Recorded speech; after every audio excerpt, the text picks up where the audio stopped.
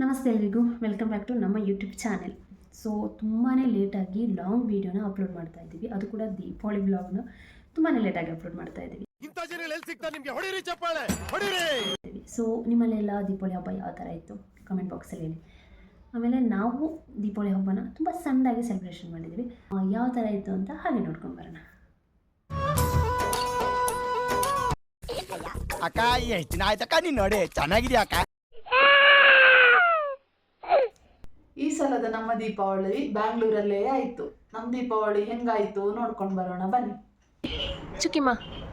ಚುಕ್ಕಿಮ್ಮ happy Deepavali. ಓಯ್ ಒಂದೇ ಹೇಳ್ತಿಲ್ಲ.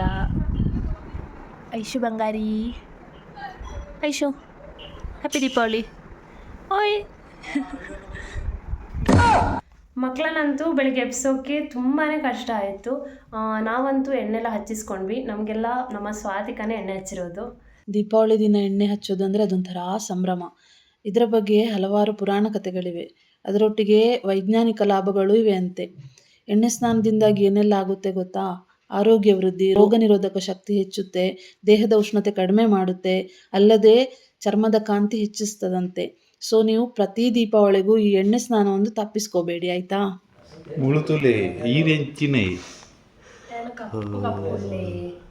ಎಲ್ಲರಿಗಿಂತ ಲೇಟ್ ಎದ್ದ ಐತಪ್ಪನಿಗೆ ಎಣ್ಣೆ ಸ್ನಾನ. ಎಲ್ಲರಿಗಿಂತ ಲೇಟ್ 8 ಗಂಟೆಗೆ ಎದ್ದದ್ದು, ನಾವೆಲ್ಲ 5:30ಗೆ ಎದ್ದದ್ದು. ಹ್ಯಾಪಿ ದೀಪಾವಳಿ. ಕಾಲಿಡಲಿಕ್ಕುಂಟು, ಕೂತ್ಕೊಳ್ಳಿ. ಹಾಂ ಕಾಲಿಡಿರಿ ಪುಟ್ಟಕ್ಕ.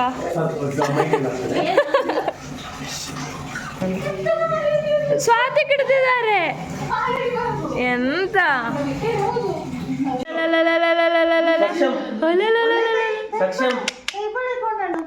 ಇಲ್ಲಿ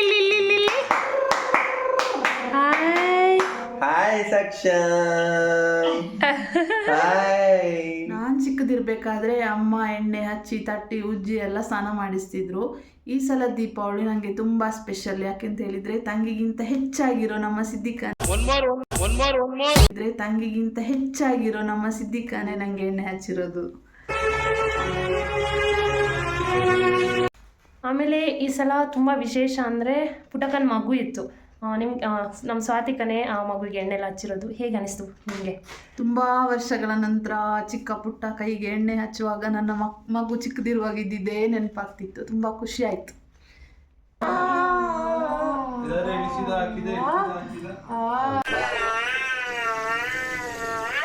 ಮತ್ತೆ ಅಕ್ಕ ಲೇಟಾಗಿ ಎದ್ದಿದ್ವಿ. ಮತ್ತೆ ಅಮ್ಮ ನಮ್ಮಿಬ್ಬರಿಗೂ ಎಣ್ಣೆ ಹಚ್ಚಿ ಸ್ನಾನ ಮಾಡಿಸಿದ್ರು. ಹಾಗೆ ನಾವೆಲ್ಲ ಹೊಸ ಬಟ್ಟೆ ಹಾಕಿದ್ವಿ. ದೀಪಾವಳಿ. ಹ್ಯಾಪಿ ದೀಪಾವಳಿ.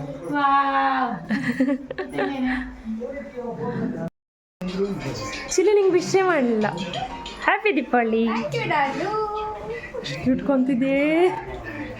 ಯಾಕೆ ನೀವು ಇಷ್ಟು ಕ್ಯೂಟ್ ಇದೆಯಾ ಹೇಳು. ನನಗೆ ನೀವು ತುಂಬಾ ಇಷ್ಟ, ಗೊತ್ತಾಯ್ತಾ?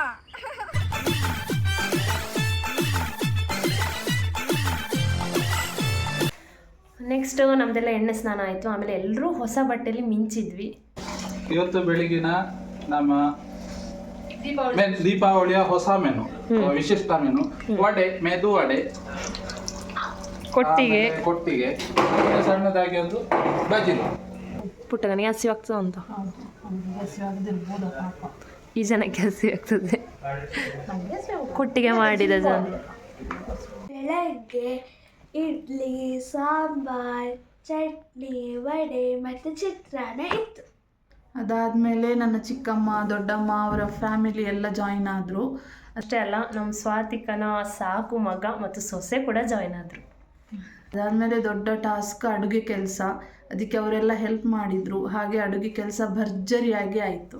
ಮಧ್ಯಾಹ್ನದ ಅವಿಲು, 2 ಪಲ್ಯ, 1 ಕೋಸಂಬರಿ, ಸಾರು, ಸಾಂಬಾರು ಮತ್ತೆ ಕಾಯಿ ಹುಳಿ ಪಾಯಸ ಮತ್ತೆ ಒಂದು ಒಳ್ಳೆ ಕಡಲೆಬೇಳೆ ಪಾಯಸ ಅಷ್ಟೇ. ಊಟ ಆಯಿತು. ಎಲ್ಲರೂ ಕೂತ್ಕೊಂಡು ಊಟ ಮಾಡಿದ್ವಿ. ಊಟದ ಬಗ್ಗೆ ಹೇಳೋದೇ ಬೇಡ. ಒಂದು ಅಂದಾಜು ಎಷ್ಟು ಐಟಮ್ಸ್ ಇದ್ದಿರ್ಬೋದು, ಆಮೇಲೆ ಎಷ್ಟು ಜನ ಇದ್ದಿರ್ಬೋದು? ಜನ ಒಂದು 18ರಿಂದ 20 ಜನ ಇದ್ದಿರ್ಬೋದು. ಒಂದು 10-12 ಐಟಮ್ ಮಾಡಿರ್ತೇವೆ. ಎಂಥ ಖುಷಿ ಅಂತಂದರೆ ಊರಲ್ಲೆಲ್ಲ ಹಬ್ಬ ಮಾಡ್ತಿದ್ವಿ ಈ ಥರ, ಬಟ್ ನಮ್ಮ ಬೆಂಗಳೂರು ಮನೆಯಲ್ಲಿ ಈ ಥರ ಹಬ್ಬ ಮಾಡಿರೋದು ನನಗೆ ತುಂಬ ಖುಷಿ ಆಯಿತು.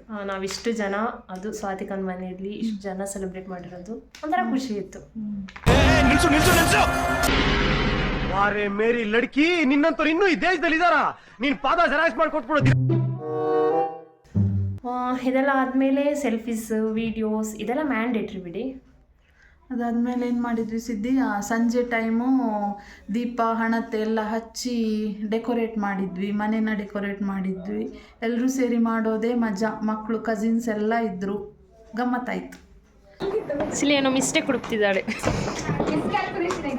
ಮಿಸ್ಕ್ಯಾಲ್ಕುಲೇಷನಾ? ಇಲ್ಲ ಡಾರ್ಲಿಂಗ್, ನಂಗೇನು ಗೊತ್ತಾಗ್ತಿಲ್ಲ. ಅದೊಂದ್ಸಲ ಲೈಟ್ ಆಫ್ ಮಾಡಿ ಉರಿಸ್ಬೇಕು, ಅವಾಗ ಗೊತ್ತಾಗುತ್ತೆ. ನೀ ಹೇಗತ್ತು ಮಾಡಿ ಆ ಪಟಾಕಿ ಸೌಂಡ್ ನಿಲ್ಲಿಸ್ತೀಯ? ಪಟಾಕಿ ಸೌಂಡ್ ನಿಲ್ಲಿಸ್ತೀಯ?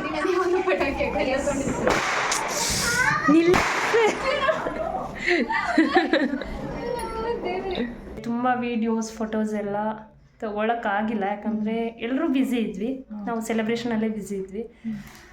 ನಿಮಗೆ ದೀಪಾವಳಿಯಲ್ಲಿ ತುಂಬ ವಿಶೇಷ ಅಂತ ಅನಿಸಿದೆ ಅದು?